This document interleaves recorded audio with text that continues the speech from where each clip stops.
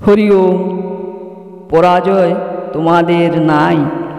শ্রী শ্রী বাবামণি বলিলেন, পুত্রগণ এবং কন্যাগণ, তোমাদের এক একটা ক্ষুদ্র জীবনের ক্ষুদ্র ক্ষুদ্র জয়িষ্ণুতা একটা দেশের একটা জাতির দিগ্বিজয়ের কর্বে সূচনা।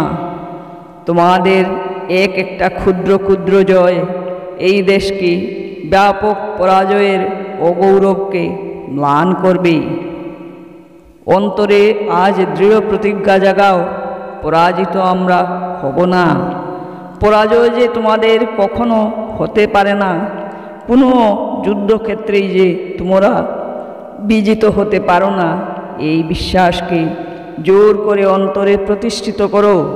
ব্যক্তিগত জীবনের নৈতিক দ্বন্দ্ব সংঘর্ষে নয়, সামাজিক জীবনের ব্যাপক কর্তব্যরাজিতে নয়, রাষ্ট্রিক